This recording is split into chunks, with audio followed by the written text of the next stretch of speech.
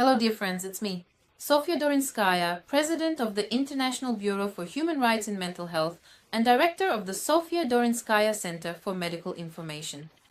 By education, I am a psychiatrist, and today I will explain to you in a very simple and I believe clear way what hallucinations are. Since at the Center for Medical Information, very often, every day we communicate with clients, people ask questions, and I came up with a very simple way to explain to people what hallucinations are. So I want to make it clear from the very beginning that there is absolutely no element or function in the human body, just as in the complex workings of the human psyche, that is not entirely natural. And hallucinations are also a perfectly normal and biological occurrence that exists within the human mind. In much the same way as every single natural process in this world, or like any other action. This specific action has a complex gradient scale, which essentially implies that there is always a gradual intensification or a steady reduction of a certain process. People even have a saying about this. If you make a fool pray to God, he'll smash his forehead. This simple saying illustrates a certain gradient scale. So today I will tell you what hallucinations are. So it's just a gradient scale. Where do they come from? Here, a person feels good and their own control over their mind is very high. When does this happen? When a person is well rested, healthy, well fed, and has no nutrient deficiencies. In other words, a person's self-control over their mind is high. If you can vividly remember yourself in a state when you are feeling extremely tired, when you are very hungry, or even when you are quite sick, you often start to experience what are commonly known as so-called obsessive thoughts. It's easier for something to get stuck in your head, like some song, and it keeps playing and you can walk around with that song in your head all day. Or, for example, you keep replaying some phrase from someone in your head over and over again. So, in fact, this is a completely natural and common thing within the human mind. These are intrusive thoughts that you simply cannot control. However, your level of conscious control decreases significantly when your mental state is compromised. Body's physical resources are depleted.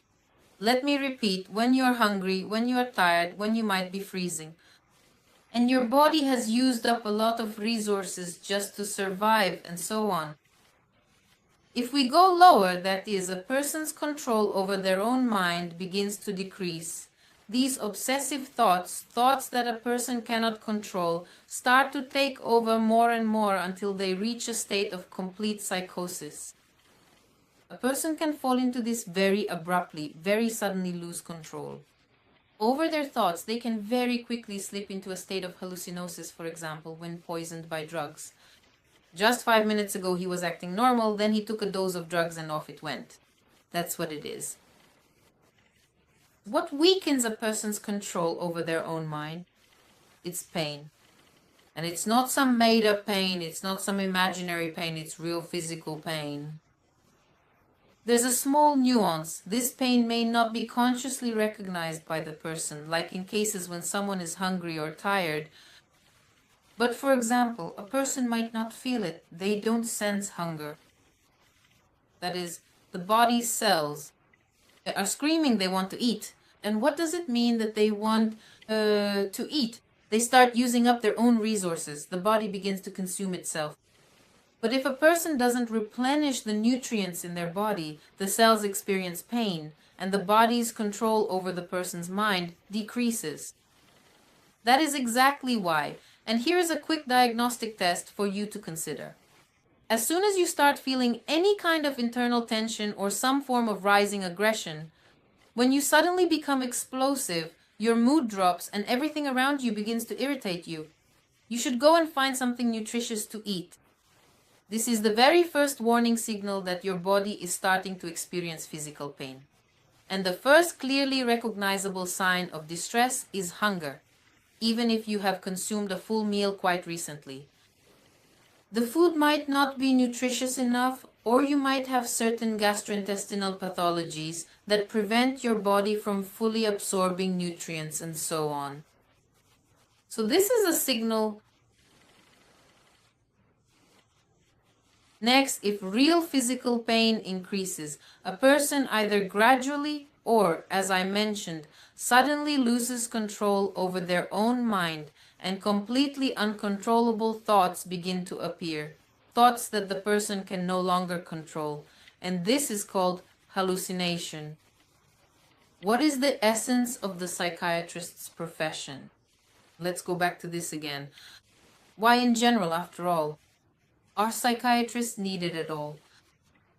Any psychiatrist essentially must be able to identify that very pain.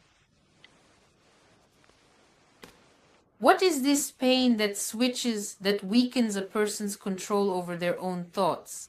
This is the very pain. And a psychiatrist should, well, if not relieve a person from this pain, then at least direct them to the right evidence-based medical specialist. That is precisely why when we talk about psychiatry, we say that it is not a real medical specialty. Because psychiatry simply looks at the reduction of a person's control over their own mind. But right now, it absolutely does not investigate. What is the essence of the problem? Why does a person's control over their own mind decrease? And the most interesting thing is that when you start to look into this problem, you always find a person, a doctor of a non-psychiatric specialty, in whose area of expertise that particular pathology belongs. But the most difficult thing I can tell you is to identify. It's good when we can find a brain tumor. God bless those psychiatrists who can distinguish between drug-induced psychosis, deficit psychosis, or oncological psychosis. Because what I see now, is that young people have taken drugs, they've all been happily diagnosed with schizophrenia, and then they go on to consume the psychiatric drug traffic. This, is not professional.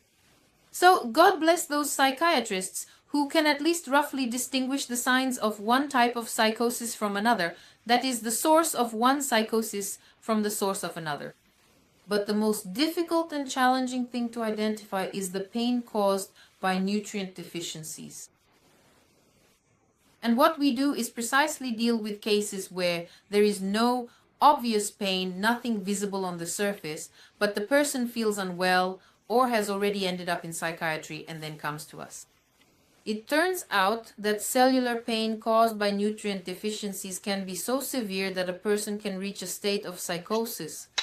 Usually this doesn't happen suddenly. Well, of course, will it already happen somewhere around here? This is that step, that very moment, when a person has already completely lost their mind. But usually it's a gradual process. This decline is sluggish. It just goes on, and eventually, if nothing changes, suddenly the person ends up in a psychiatric hospital. And it doesn't necessarily have to be. Let's step away from the topic of hallucinations for a moment. It could be a desire to end one's own life. That's also a form of psychosis, and so on. So this is when a person is already falling into psychosis. Well, I would say it's the kind of psychosis that's characteristic for that person.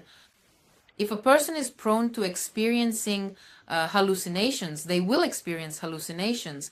If a person is prone to sinking into a pit of sorrow due to a depressed mood, to the point where it overwhelms them and they stop seeing anything at all and, so to speak, go out the window, that's another scenario. But the point is, the whole point of hallucinations, including slipping into psychosis or a sudden transition into psychosis, is the weakening of a person's control over their own mind. And what weakens this control? Physical pain. And if you find this physical pain, if you relieve a person of this physical pain, you guarantee that they will always be mentally healthy. This was Sofya Dorinskaya with you. All the best. Goodbye.